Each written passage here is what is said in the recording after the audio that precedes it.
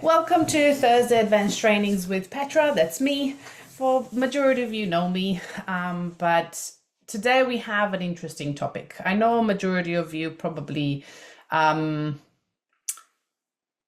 don't know, either have been faced with focus or concentration issues, but we're going to take a look at a bit deeper today, where these actually come from and how can you support yourself, not just looking at the focus and concentration. As you know me, I go a bit deeper. So we're going to look at the brain and we're going to look at what actually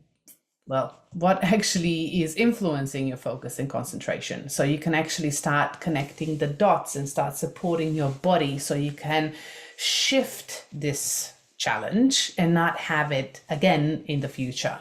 Because we tend to think that focus and concentration either is an overload or, it's just a temporary thing because we're under stress. Yes, but long term, it can actually damage a lot of things in your body. So, and it's a sign of other underlying issues or performance of your body that is not optimal. So we're going to look at that.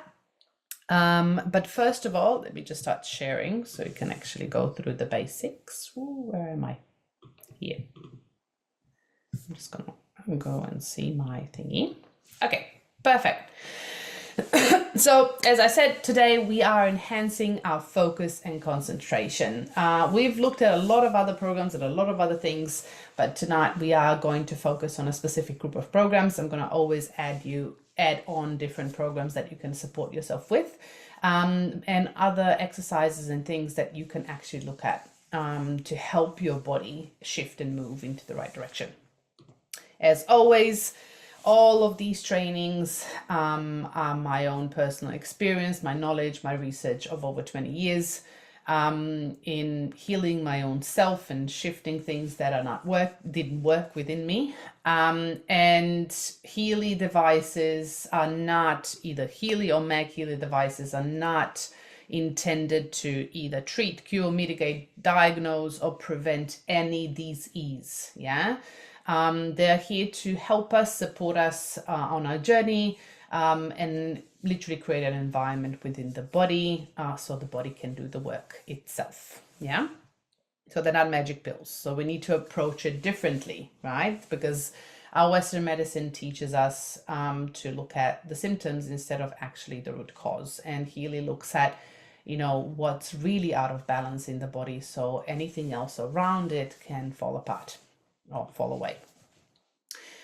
Okay, so a bit of interaction as always. I would love to hear from you. Do you have or have you had any issues or challenges with focus and concentration? So this can be brain fog, this can be overloaded brain, memory issues, this could be, short attention span. These are all different things that, can manifest as, focus and concentration challenges. So pop in the chat. Would love to hear what is your experience and have you ever had those experiences before? I know for me, years back, when I was struggling with anxiety and depression, my focus was really out of balance. So I really couldn't focus on anything. I was really distracted really fast, and I was really agitated really fast. So I guess nobody has issues. Okay. That's actually pretty good, I guess. Jeffrey, of course, I love when you comment every time. Thank you for that. At least I know I'm talking to someone seriously, because otherwise I'm just the screen and everybody's listening. Sometimes I feel like my partner, this is just intermezzo, right? I talk to myself all the time, and my partner always asks me, are you talking to me? Are you talking to yourself? And I'm like, no, it's okay, I'm talking to myself. So he doesn't have to do the work. But I love interaction, so I would love to know, if there's any challenges, or if you want to know how to help someone else, if you have a team of people and somebody else is challenged with this. Focus and concentration too much to the total exclusion of everything else. Yes. That can also be, and when we're looking at things in today's world, today's world is kind of focused on do 100 things at once, do not finish any of them. Yeah. So, and we can actually have an overload of a lot of information, and we never actually finish any of the tasks. So we're going to talk about a bit about that today. Yes, too much in my mind. Okay, good, Priyanka. Too much in your mind. Okay, racing thoughts. That's always good. So we need to understand why I'm asking all these questions, because we need to understand how we operate. So the more you ask yourself questions, the more you're going to learn about yourself, how your body works, how your brain works, how you are actually responding to the environment. Yeah. Because otherwise, if you don't ask yourself questions, then you're just literally operating on an autopilot. Yeah. And you're not learning about yourself. You're not exploring yourself. You're literally just trying to input information instead of actually implementing it. Random thoughts. Oh, okay. I love random thoughts. Now that gets me onto another rabbit hole. I love random thoughts that just come into my head. And sometimes a friend of mine, Katie, you know her, she did the training for the chakra here with us. We are best friends, and our conversations, some people can't follow because there's like a million thoughts at the same time, but we know what we are talking about. And if you look at it from the outside, people go, huh? What are you talking about? We always find the results out of it. Yeah, so random thoughts are really interesting. Mine wanders from Earth to Mercury to Pluto. Oh my goodness, that is an interesting combination, Mercury to Pluto. How to allow mind to just focus one thing at a time. Yes, that's a really good question, Pretty. We need to practice, right? We're going to look at how we do this. Living in the past most of the time. Okay, yeah, so that's one of the things as well, not to be present, right? Past, future instead of present. And that brings a lot of stress and fears. Yeah, and that can bring also trauma. Okay, so let's look at how we can actually enhance focus and concentration. So first of all, let's look at what focus and concentration really is. Yeah, as we know, looking at the definitions, focus, literally defined, focus and concentration actually refer to the ability to direct and maintain one's mental attention, so connected to the brain, on a specific task, object, or activity. Yeah, so this is just in general. So let's look at if focus and concentration are the same thing. So when we look at concentration is actually described as an intentional act. Your intention, remember, we're working with the quantum field, so intention is really important. So without really good intention, we can't really create anything, and without focus, we can't literally pull it back into reality. So concentration is described as an intentional act of focusing your attention on the task or activity at hand. So intention of focusing to the attention, attending, putting energy to it. Focus is defined as an action or power of concentrating one's attention or mental effort on a specific thing or activity. So what's the difference? Concentration is when we are focusing, or when we actually setting an intention to do something. And focus is when we actually put in energy.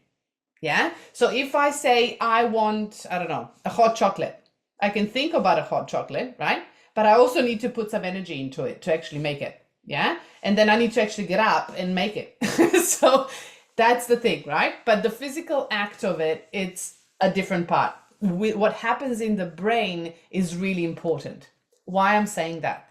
Because the majority of our mental belief systems and our emotions following those mental belief systems come from this foundation.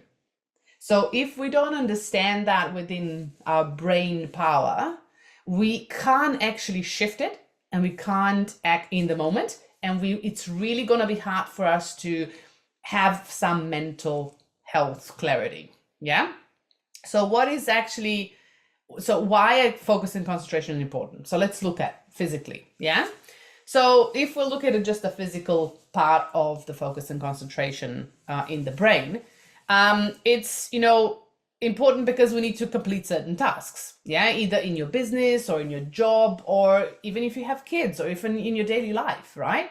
You need to complete certain tasks from the to-do list. There's certain things you need to do, you need to tick them off, right? And when we look at focus and concentration, they actually bring efficiency and productivity. So this is where they come in when we are actually completing our tasks throughout day-to-day life. In the learning and skill development, focus and concentration actually helps us absorb and retain knowledge more effectively. So if there's issues in there, we're going to look at what happens. But if there's some issues and challenges in there, we have challenges retaining and learning certain things, or we become slower. And it's really hard to develop ourselves. Then problem solving and decision making, that's a huge one, especially in everyday life, especially when we have a fast-paced life. We need to be vigilant, right? We need to be adaptable and flexible. So focus and concentration actually helps us better analyze, analyze and actually help us think critically much faster. Why is that important? Because then we can actually discern and make decisions faster. Memory and retention, as we said, when we learn, we retain. And also long-term memory. So when we actually focus intently on something, intention, we're actually more likely to remember it later. So it's going to go into our long-term memory as well, because we are putting energy, electricity in the brain, neurons connecting. It's like creating new pathways. And then the brain actually imprints those, pathways into the long-term memory. Quality of work, be it in your everyday life or in business or at your job. Focus and concentration are actually able to catch errors faster.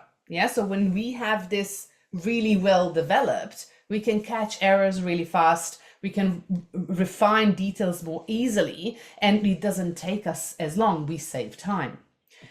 Stress reduction. Yes, I know. Stress reduction is connected to focus and concentration. Why? So when we understand how to focus on a certain thing really intently, and we actually dedicate that energy into it, we get things done faster, and that actually lowers the overwhelm long term. And it's really important to understand that. We're going to look at that when we multitask. And then it also improves relationships. So when we actually have really good focus and concentration, that can lead to better communication and also stronger relationships, because we observe and we are more aware of things around us, within us, and we are able to communicate better because we listen much more intently.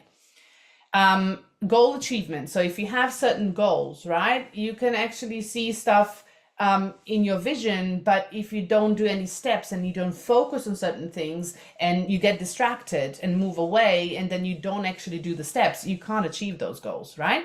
And that can actually bring a lot of tension within your body, especially disappointment and feelings of guilt and all of that, and that can bring more stress. And focus and attention or concentration actually helps us prioritize to work steadily towards our goals, and of course increase the likelihood of achieving them. And then with personal growth, so when we are looking at the aura scans and the coaching scans and all of that, focus and concentration, especially focus, helps us to develop awareness better and faster. So if we are open and focusing on certain things, we are more open to actually receive them. And it will actually help us to develop greater self-awareness and also self-control, meaning that we will not react every single time. We will start responding because we can focus on certain things at a time. And we're not feeling overwhelmed with things that actually literally coming at us.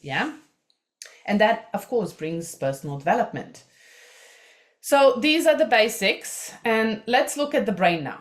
So, because focus and concentration come from the brain, right? They come from specific parts of the brain. Quite a lot of them are involved in focus and concentration. So, literally the whole brain, literally, yeah, almost the whole brain is involved in focus and concentration. And this is really important because we know that we have the left and the right hemisphere basic, yeah? Left and the right hemisphere, which left governs the logic, this is basics, and the right governs the emotions, yeah? So we think that, focus and concentration either comes from the prefrontal lobe, which is decision making, or the left side of the brain, which is not actually true. So there's a combination of things that happen in the brain. And when people start to support themselves, they think, focus and concentration, I need to bring more logic into it, because then that will actually help me to understand this better and to focus my energy better. But the thing is, there's a huge amount of the right side of the brain, the limbic brain, that actually is involved in focus and concentration. So I'm not going to go into all the details. I'm just going to run through it so you can start understanding the connections, because this is not for you to understand, what part of the brain does what.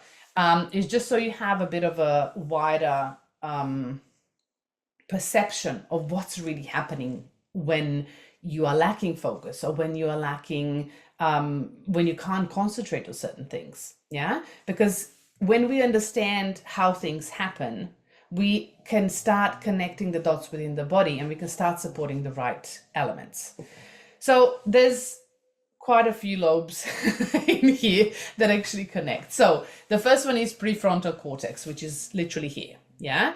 And I just gave you a really basic photo with colors so you can actually connect those. And this is the front. Yeah. This is the prefrontal lobe, and this is the back. Yeah. And this is the spinal cord and the brainstem. Yeah.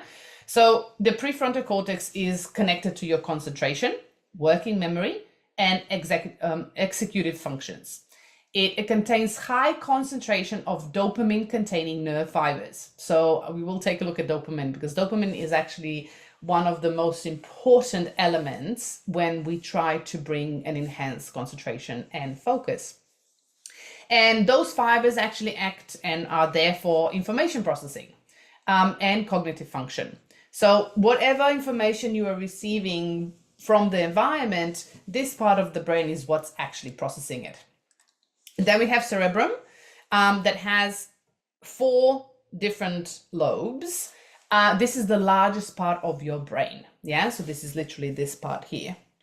And it actually controls movement, your speech, intelligence, and your emotions, because we have all the lobes in there. Yeah. So frontal lobes, they're responsible for complex thinking, planning, decision-making, and reasoning. I never know how to pronounce this, but I think it is parental. I think, I don't get me. Yeah. This lobe actually processes information. So all the downloads and everything that goes into you through your head, it's processed there. Then we have temporal lobes. These are involved in memory and language processing. Why is this important? Because if you don't understand what's coming in and what's coming out, you can't actually focus properly. Yeah. Occipital lobes actually process visual information. Visual information is really important. So anything that I'm literally saying here, it can be a distraction or a support to your focus. Yeah. And they can be on both sides. Then we have the hypothalamus and thalamus. They're together. So the thalamus actually carries messages from sensory organs, so sensations, to the cortex, which is inside. And it plays a role in attention and sensory processing. So anything that comes from the light, touch, yeah, things that are around you, that, it's information. Everything is information. Then we have your hypothalamus. We touched on hypothalamus before in our previous sessions, but it's a really important part of your brain. Hypothalamus actually controls different various automatic functions. So anything that's happening automatically in your body, yeah, breathing, moving the blood, yeah, and that can indirectly affect concentration, such as sleep patterns and appetite. So sleep and appetite are crucial when it comes to focus and concentration. So if you ask my partner, he will not talk to me until I'm actually fed and hungry, and fed and well. If I'm hungry, we will have a fight because I get hangry. So it's an important thing, right? So I can't focus because if my belly is rumbling and I can't really think, that's a primary need. Your body will know what's important, so you can't be focusing on that. Or for example, kids have that, right? For example, they need to pee and they can't focus. So whatever you tell them, it will just go in and out because the focus is elsewhere. Yeah. So it's really important to understand that the other functions of the body influence your focus. So you need to be aware of your body. Okay. And then limbic system. Limbic system is your emotions, is the right side of the brain. And of course, there's other areas as well.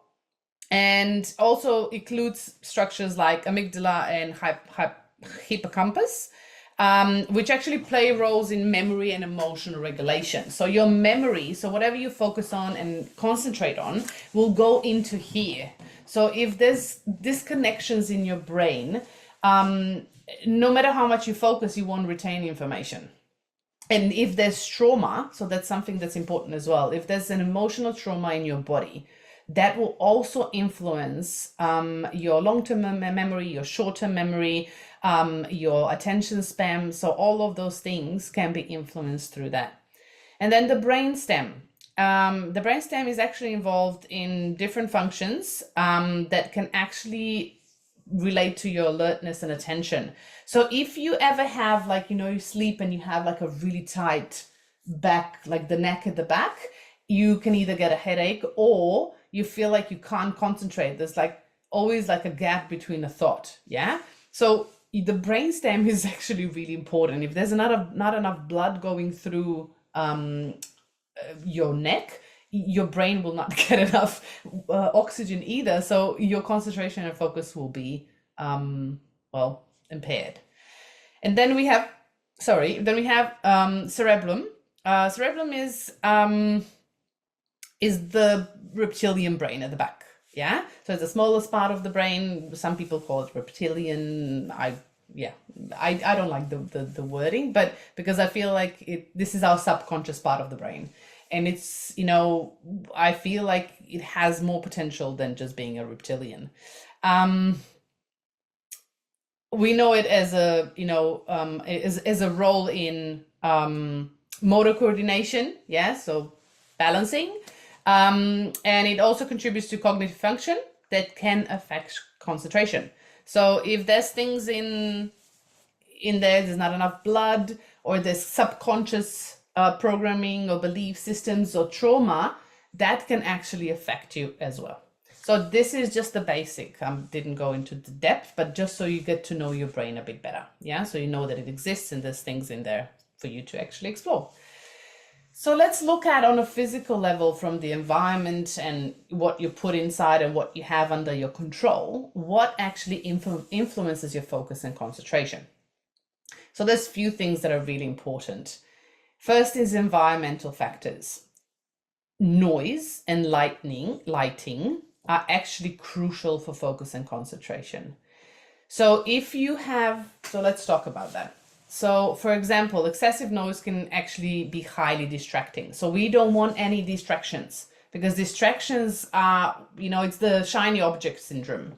So the brain will focus because the brain is connected to your nervous system, and your nervous system will always try to protect you. It will always be on the lookout for, fight or flight responses. So do I need to protect you? Do I need to run? Do I need to freeze? Do I need to die? Whatever do I need to do in order to actually protect the body and protect you?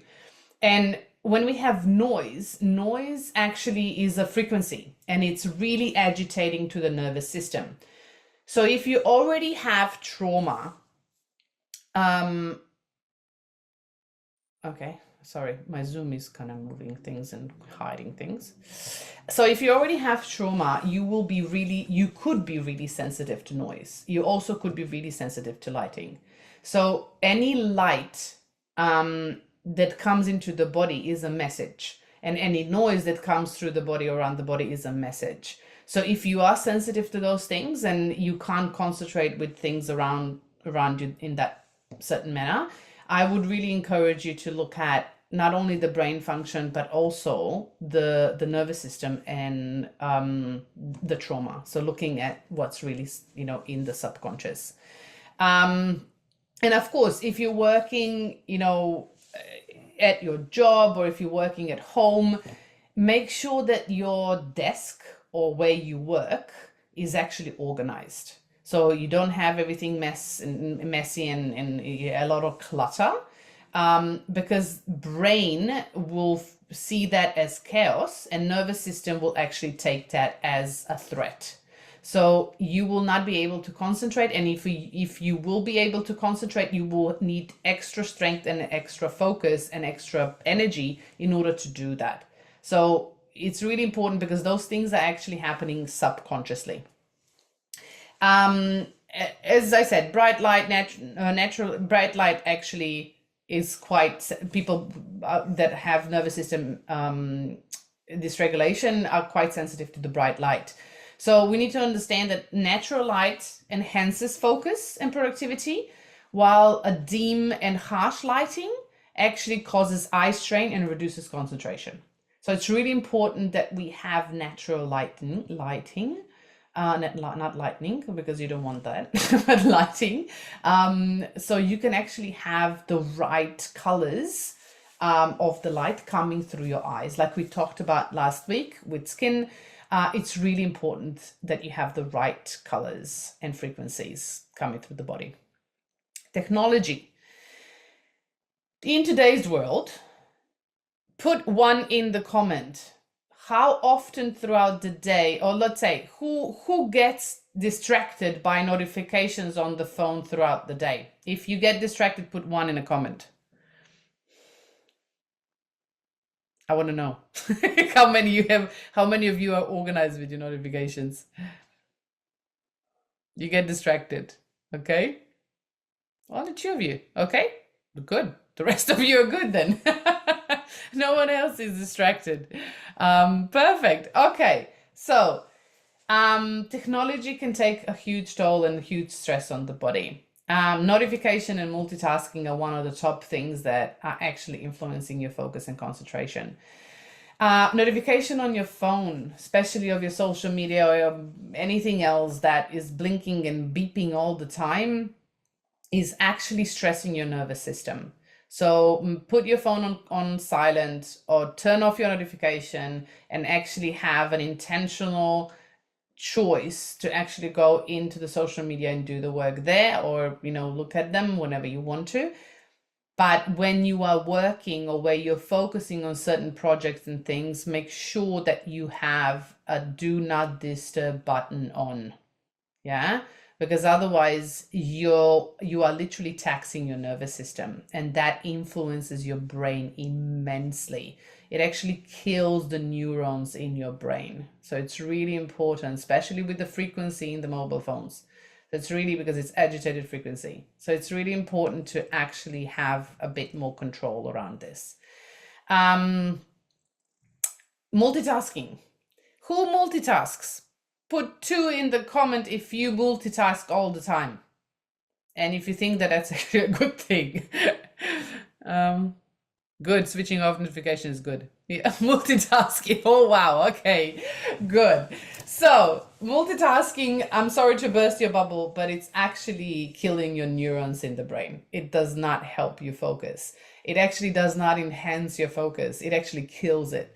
So multitasking does something what I like to call a zigzag pattern of neurons in the brain.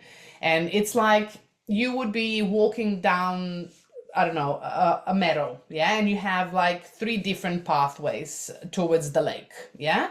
And first you choose one path, and then you decide to jump on the other path, and you jump across the flowers and everything, and then you decide to jump on the other path. So if you look at from an aerial view, what do you think, how does this beautiful meadow with all these flowers look like? All those flowers are smashed, yeah? There is no pathway anymore. Everything just smashed, Yeah, there's nothing left. So what you're doing is actually, instead of creating a strong pathway in your brain and walking that path to actually teach your brain what you want, you're making and creating chaos in your brain, and your brain doesn't know what to do. So this creates strain, stress, and agitated nervous system. And your brain actually kills the neurons because it can't enhance them, it can't strengthen them, so there's no pathway left. So it's really important to focus on one task. Do one task, dedicate time, focus on that, finish it. Because when we finish it, we're going to look at the dopamine effect. It actually has a rewarding effect. And that actually helps us build new neurons. Your brain is more motivated to actually walk that path again. And that means that you are creating a stronger foundations in your brain, and your brain is enhancing the focus and concentration the way you want it. Physical and mental health. Sleep, stress, and of course certain medical conditions, but sleep has a crucial role in your brain regeneration. We know that when we looked at the sleep training, we know that sleep goes through cycles. We sleep in cycles, right? So in those 90-minute cycles, your brain has a processing space, and it has a regeneration space, and it has an imprinting into, long-term memory phase. So sleep is crucial. If you don't get enough sleep, you are not going to be able to concentrate. And you're also literally burning out minerals that your body and your brain needs. Your brain, it's the largest consumer of minerals and fat in your body. Your brain is literally, majority of the brain, or I think it's more than 80%. Don't get me on the percentages, but I know it's a huge part of the brain is literally made out of fat. So your brain consumes fat. It needs healthy fat in order to create new neurons. And if you don't sleep, your body can't actually create new neurons and pathways, and it can't regenerate the one that, were damaged. So getting enough sleep is so important. Stress. Any high level stress, chronic stress, can impair focus. So if you are struggling with anxiety, depression, agitated nervous system, those are all really huge factors that will influence how your brain works. Because as I said, nervous system and the brain are linked really tight together.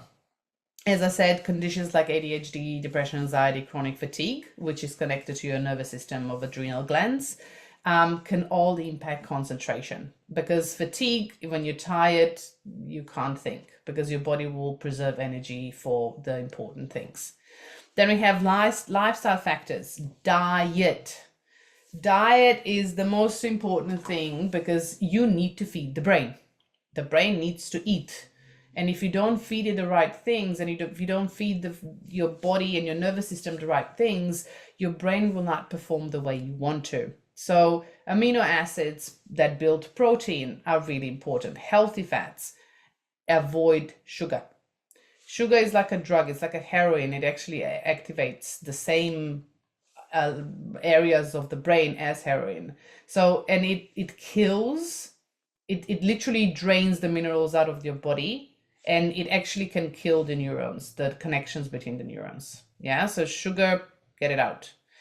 Exercise. If you don't have enough exercise, I mean walking every day, yeah, or swimming, or doing yoga, or breathing exercises, or strength training.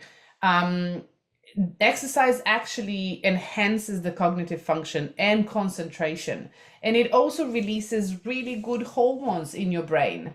Oxytocin and serotonin, all of those feel-good hormones that actually make you feel good. And those hormones are helping your nervous system to calm down and say, oh, we are actually happy. We don't need to be on alert.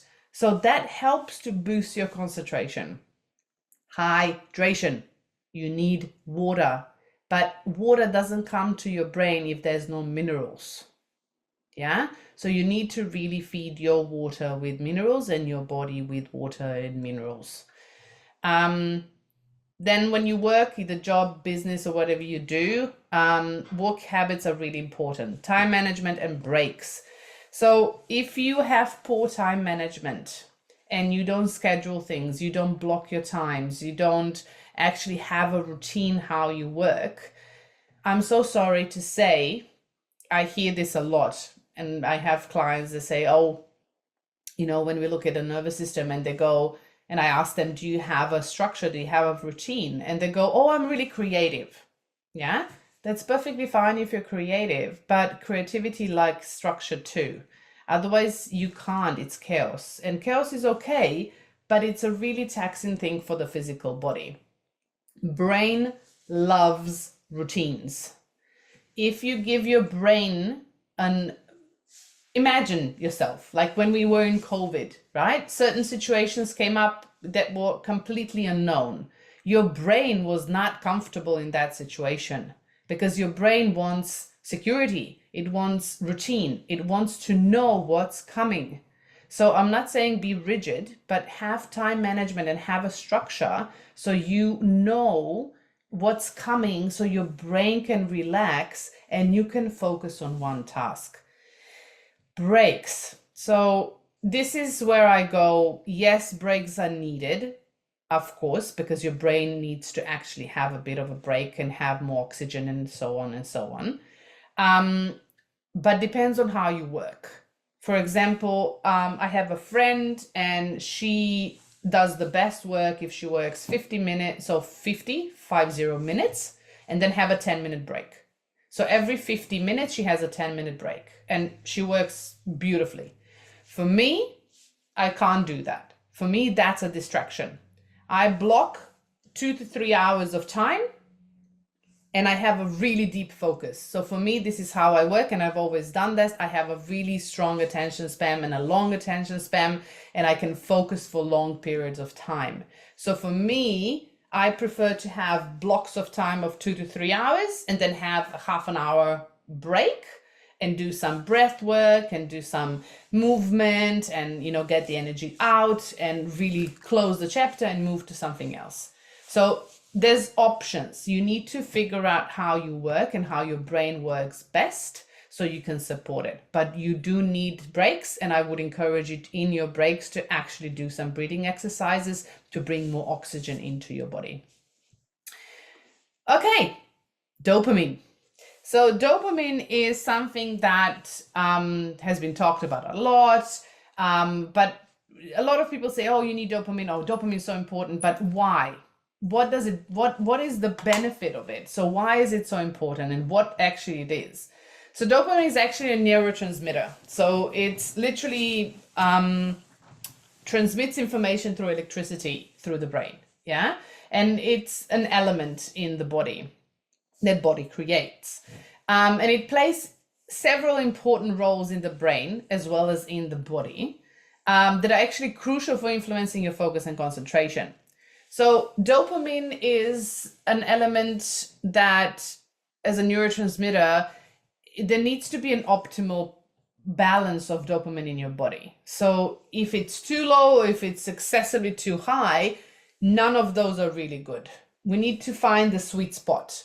So when the dopamine levels are really low, it can actually lead to reduced alertness, difficulty concentrating, and decreased motivation. So this can feel like a bit, I'm a bit lethargic, I feel a bit depressed, that kind of thing. And then if it's excessively high, and that could actually lead to overstimulation and difficulty focusing on a specific task.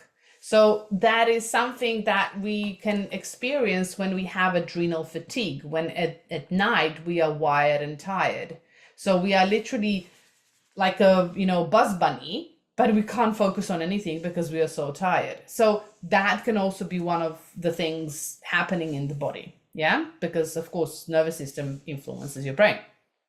So what does dopamine does in your body, and why do you want to know about it, and why it is so important with focus and concentration? There's quite a few things that actually dopamine does. And one of the first one is alertness and attention. So it actually contributes to the feelings of being alert. So it wakes up, yeah, and wakes us up. And also sometimes when we kind of get a shock kind of situation in real life, dopamine levels and adrenaline levels go up, so we can actually be more present and be alert in that moment.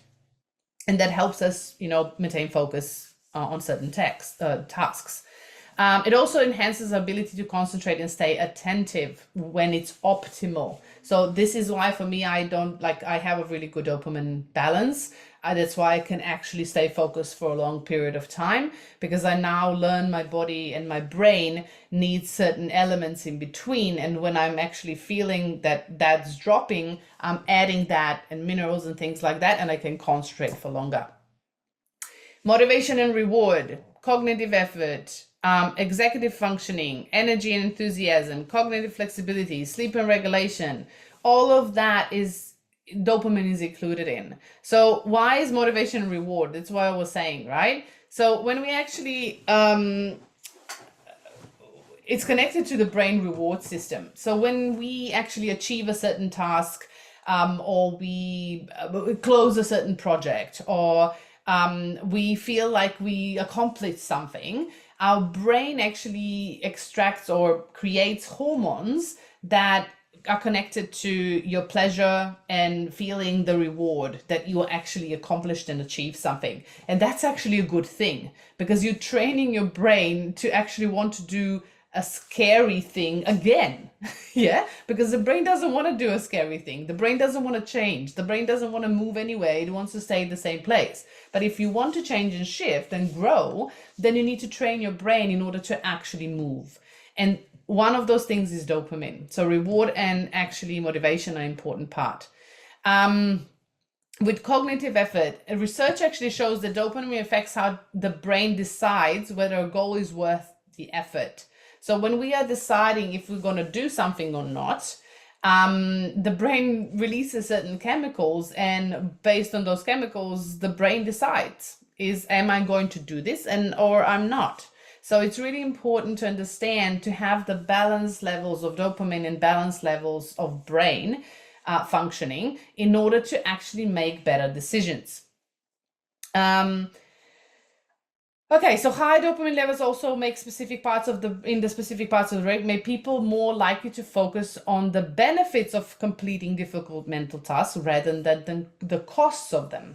So if you have balanced dopamine, you will be more likely to actually take on a challenging task and look at the benefits or the positive part, or look at the vision of what you're going to actually get out of it, instead of looking at it from a fear perspective of, oh, this is going to happen, this is going to be horrible. Yeah. So this is really good for when we're trying to change our mental beliefs and patterns that we've been having for a long time. It's also involved in executive function, which includes working, memory, planning, and decision making. And this is also really essential for focus and concentration. And then energy, enthusiasm. So how energetic are we? How passionate are we about certain things? Also is determined by our levels of dopamine in the balance of the brain, right? Because when we have balance between the neurons in the brain, everything else works better. Yeah. And then we have, of course, cognitive flexibility, which means how adaptable is our brain and how adaptable are we to the situations at hand. For example, if we have dynamic environments, we need to actually be aware really, really well. We need to kind of respond to the environment faster. So if we don't respond to the environment fast, we can be, literally ambushed. Yeah. So we feel like we're being attacked. So the faster our brain works, the faster we can respond in the situations. And again, sleep regulation. So dopamine actually plays a huge role in sleep patterns. So how we sleep through the night, if we go into deep sleep. And of course, that affects concentration. Okay. So how can we help? How can we support, and how can we enhance our focus and concentration? So let's look at the basic things first before we go into programs. So first of all, we need to eliminate distractions. When you work, or throughout the day, if you feel like your phone is beeping, turn off notifications. And if you're working, find a quiet workspace.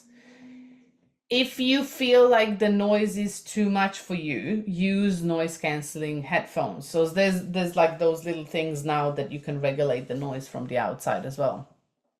Mindfulness and meditation. Meditation has been proven to actually change the levels of hormones and dopamine in your brain. And that actually enhances your focus and concentration, because it also slows your breath, slows your heartbeat, and literally calms your nervous system farm. Yeah. So make sure that you include your meditation in your daily routines, even if it's 3 minutes, 3 times a day in between, to just stop and check in. Of course, exercising regularly. Yeah, so you need to exercise, even if it's just walking. Breath exercises, and have some breaks in between the blocks of focusing. Sleep, we talked about sleep as well, 7 to 9 hours. Go to bed at 10, wake up at 5, 6, up to 7. And have a consistent sleep schedule. If you are, going up and down with timing of when you go to sleep, that actually messes up with your rhythms in the brain. Diet. So let's look at how you can actually enhance things. Your brain needs omega-3 fatty acids. So ideally, you want to add omega-3s, antioxidants, and complex carbohydrates, which are low in GI, so meaning low sugar, like sweet potato, for example. It's really important to feed your brain with the right foods. Greens, so chlorophyll, things like that, those are really important too, because they're high in antioxidants and minerals and vitamins. I will give you some programs how you can support yourself with that. And we also have digital nutrition mixtures this month. So we're going to look at that as well in a separate training. Again, water with minerals is important. Practice single tasking instead of multitasking. So focus. I normally like to block my time, and I actually have not more than 3 things to do in those blocks. And then I literally focus on the first thing, do it, tick it off the list. Focus on the second one, do it, tick it off the list. And you will see that you get more productive throughout the day if you actually do that, instead of focusing on too many things at once. You can also train your brain. Yeah, so you can do puzzles, memory games, cognitive exercises. There's so many of them out there. But if you do want to have a simple one, I can show you one that I love. When we are like in stress, you need to kind of lower your nervous system and start connecting your left and right brain. So a really good, really simple breath to actually do that is a double inhale. So if you literally inhale again at the top, and then slowly release through the mouth. If you do that 5 times, your nervous system will drop.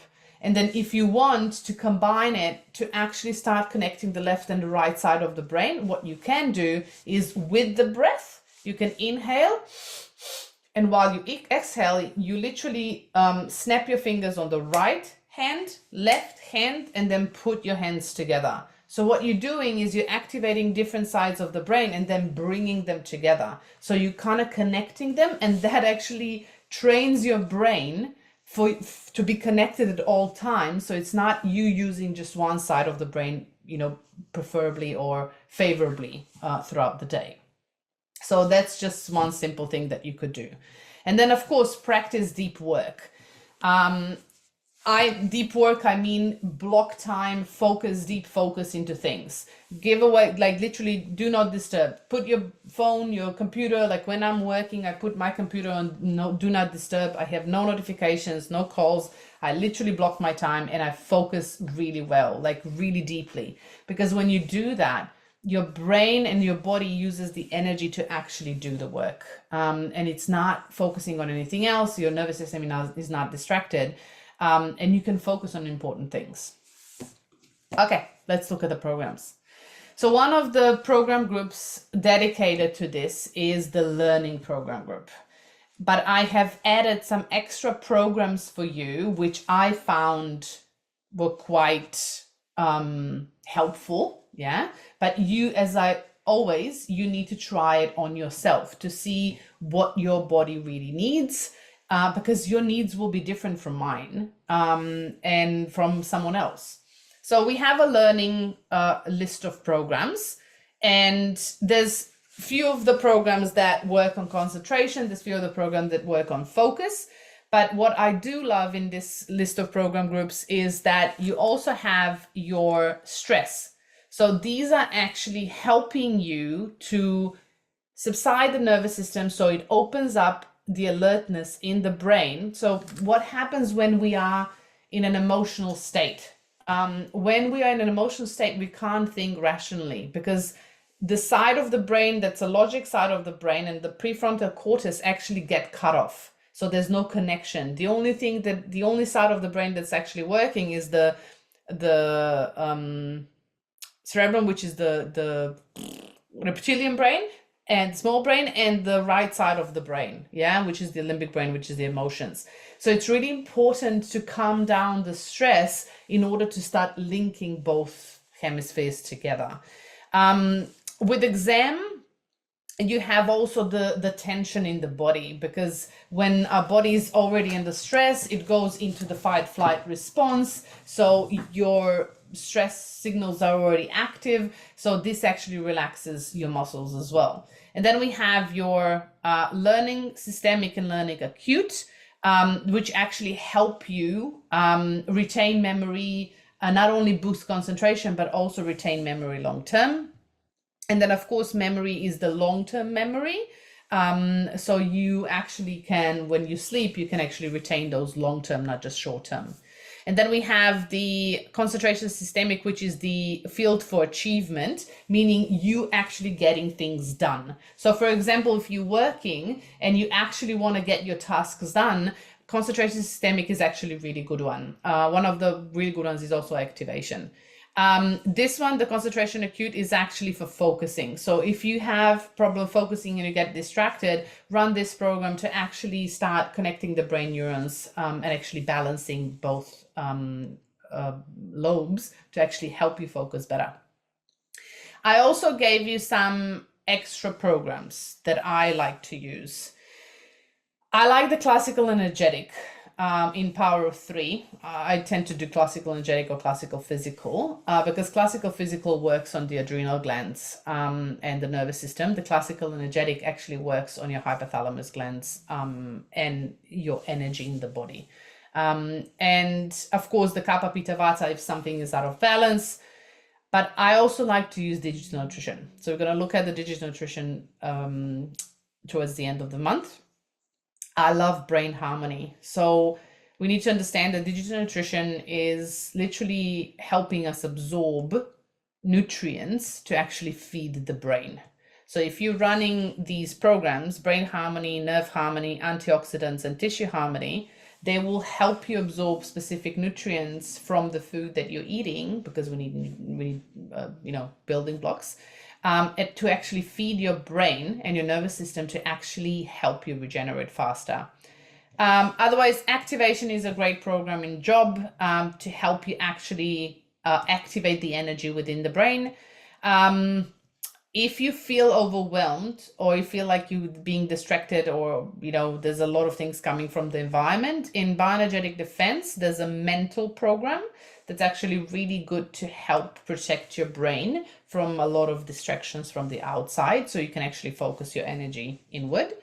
Bioenergetic harmony 1, sensitivity, so that if you're really sensitive to information from outside, if you're really sensitive to noises, then you have nerve harmony and cell harmony and bioenergetic vitalization, which are really good. We're going to look at that. I actually got yesterday, I got the bioenergetic vitalization protocol, advanced protocol coming, and we're going to have a session on that. I think it's on the 18th, if I'm not mistaken. This works on your DNA and RMNA. So, and then we have the gold cycles. I also like to use crown chakra or third eye chakra. We're going to have a special session for the pink programs on the chakras, but I actually like to use these programs to open up the energy that's coming through, or to balance if it's too open. Because we need to understand that certain things that are happening on a physical level are influenced by the energetic field of the emotions as well. So the energy that's flowing through. So I like to use those. If you have a Mac Healy, there's quite a few programs on Mac Healy that are really good. You can try them which you prefer. So head harmony, cell harmony in the classical one. There's office and study in atmosphere 1, coherence in atmosphere 2. Then you have, I know this is water. You can charge your water, but I like to use that on my body because I'm 80% water. Yeah. Mental clarity in water 2. Neck harmony in McMaken 1, because you need to open up this space if it's too tight. Yeah. And then brain harmony, nerve harmony, and thalamus. There's a thalamus harmony in McMaken 2, which we know hypothalamus and thalamus, they work on the nervous system as well as concentration and focus. So those are all programs that I would recommend. As again, there is no protocol to this because it depends on what you want to support. So try them out, see how you go, and let me know. Would love to know. Okay, any questions? Let me just stop sharing. And let's see if there's any questions on this.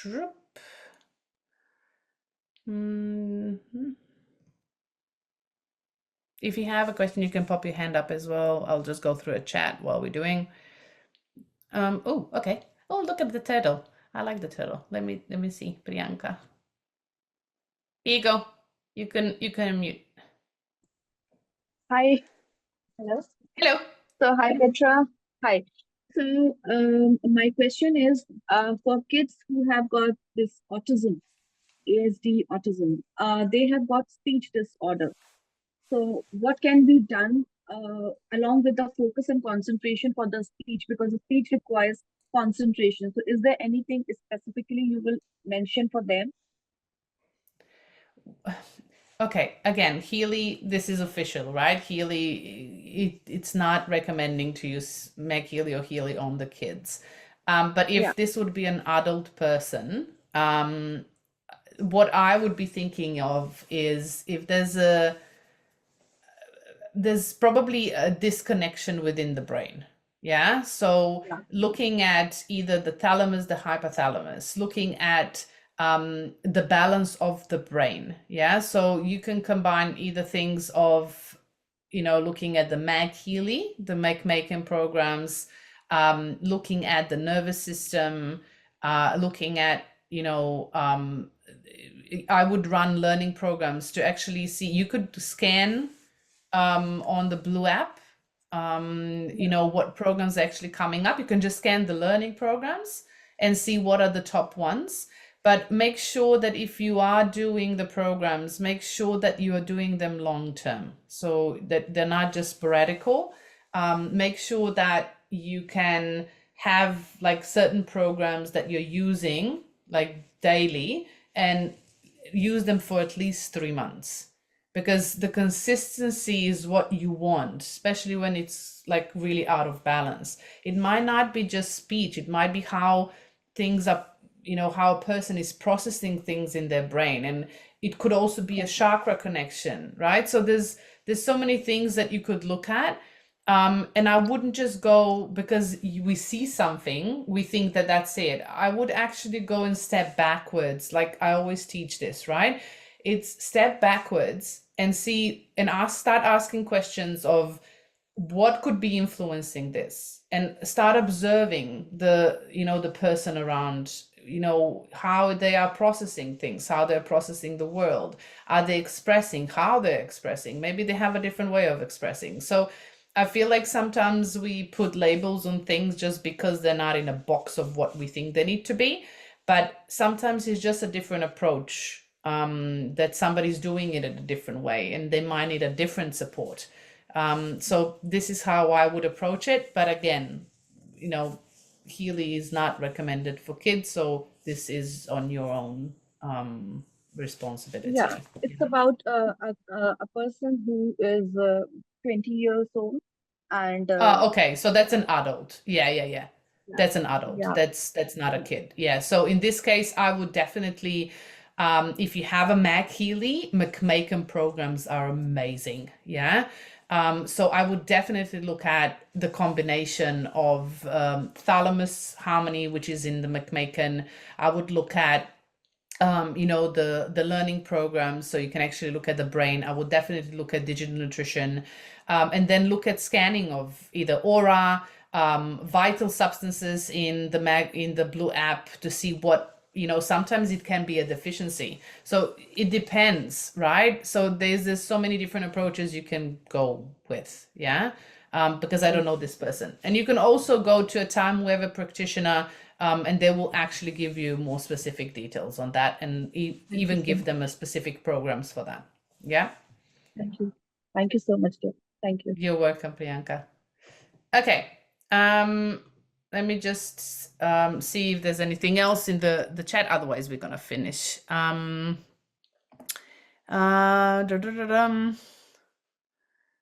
Now I have stopped multitasking. Good one. Is there any way of regenerating nervous neurons in the brain? Of course. So remember, right? Neurons in the brain are electricity and the connection and the tissue. So you need to balance the electricity within the body. So bioenergetic vitalization programs are really good for that. Building the digital nutrition are really good for that.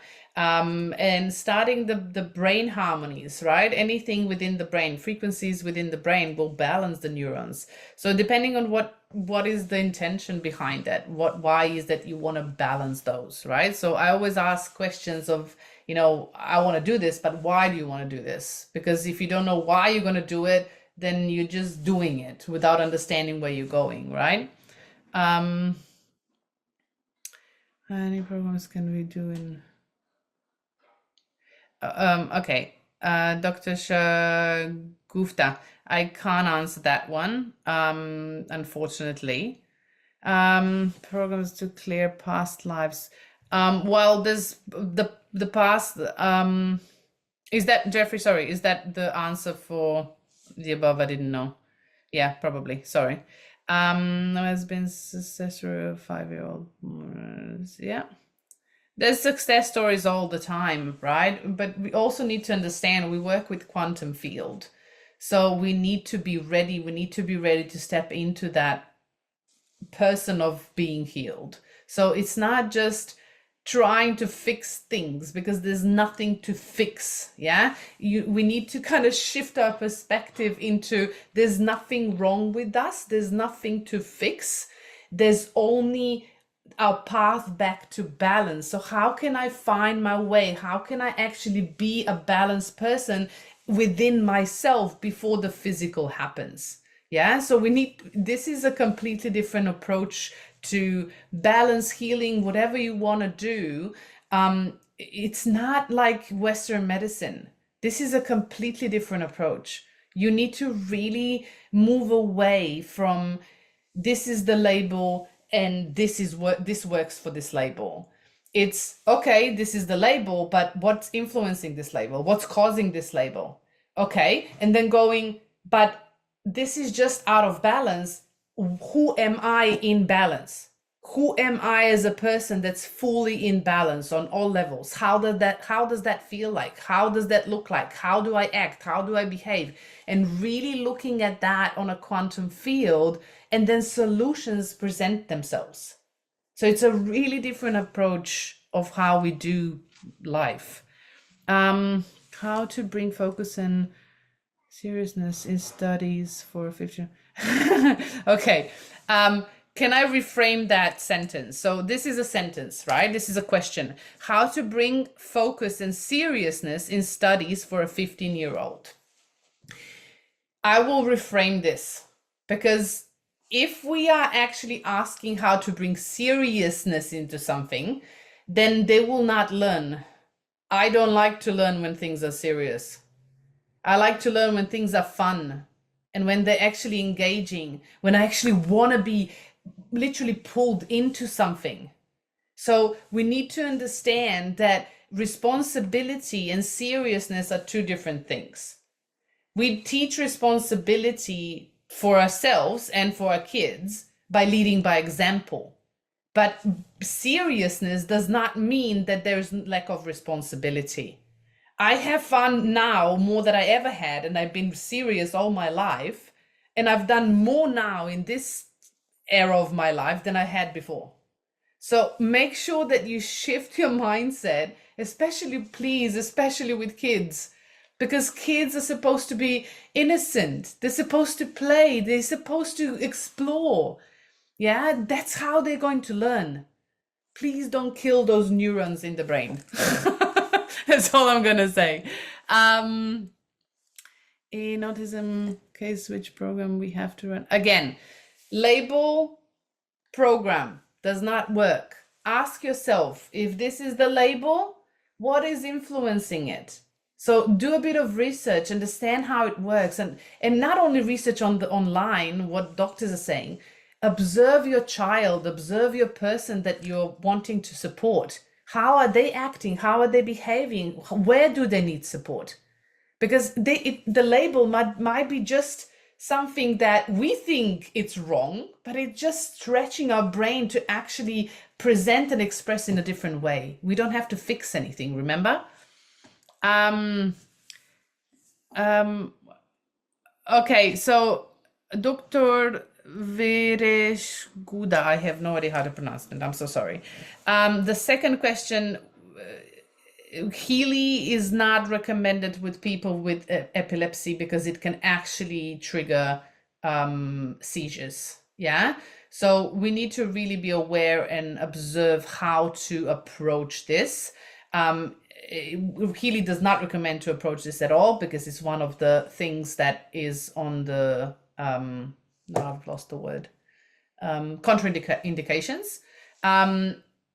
But make sure that, you know, if you have a Meg Healy and they are in the space, that you run things on a low frequency and that you look at, again, label program does not work.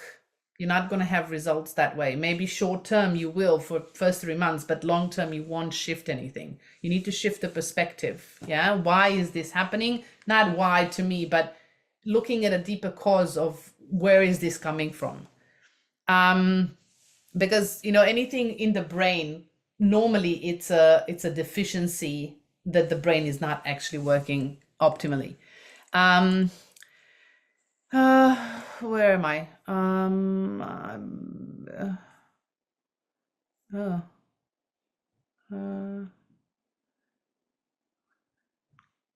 Yes, in epilepsy, yes, correct. We avoid Healy with epilepsy because this is a contraindication. It's like pacemakers in the heart. And like Jeffrey said a few sessions back, and I didn't even know that Meg Healy and coil can influence the new pacemakers as well. So be aware of that because frequency is a strong thing. And if whoever is in our group, I haven't been active this week, it's been full on, but the Power of Three protocol, people think frequency is basic, right? We've had enormous symptoms for people come up because frequency go really, really deep. And that's not a bad thing. I'm just saying that the body is cleansing things out, but they're powerful. So make sure that you don't underestimate things. Yeah, less is more, always. How to run this program sequence. You mean for the learning? There is no program sequence for the learning. So I would just choose the programs that you would like. There's no protocol around it. But if you want to support something specific, then you can use the Heal Advisor app, the search app, and just pop in the condition that you want. It's going to come up with the top program list package. Then choose that. You're going to have a list of program. You can add it into your IMF schedule and you can run that if you want to as a protocol. So that's your own little protocol that you can create in the app. Magnetically, yes. So if you have the pacemakers are programmed magnetically, so if you have a magnetic field from the Meg Healy, then it can influence that, right? Correct, Jeffrey? If I'm correct in that, yeah, correct. Okay. Ma'am, how to regenerate nerves in brain using Healy. So neurons again, any programs in the learning system will influence your neurons in the brain, right? If there's something that's lacking in the brain, again, there probably is a deficiency in your body, either minerals or nutrients or things that are missing. So digital nutrition, bioenergetic vitalization, those are all programs that can help. A video link for using search app. Okay, we've done this many times in the trainings, but I can pop one in the Facebook group if that will be helpful. I can do a screen share. Okay. Pregnant women should avoid Healy and make Healy. Yeah, pregnant women, Healy does not advise the use of Healy or make Healy for pregnancy because there hasn't been any research done on it. So you need to be aware of that before you choose that for yourself. If you do choose to use it, then it is on your own personal choice. Yeah, so Healy as a corporate can't recommend that, but they haven't done any research on that. So the Facebook group is at the top of this chat, so I can actually, it's a short chat today, so I can copy paste it again for you if you would like to. And there's all trainings in the Facebook group. Make sure when you join, please make sure to tick I accept the rules, because otherwise you won't be accepted. Yeah, to make sure that you do that. Okay, if there's all of the questions, hope this was valuable. Next week, I have no idea what we're doing next week again, but we are going to have a great topic this month. So we have bioenergetic vitalization as well as digital nutrition this month, which I'm really excited about. So thank you for joining me tonight. Thank you for coming. I will be seeing you next Thursday night. Have a great night. Bye-bye.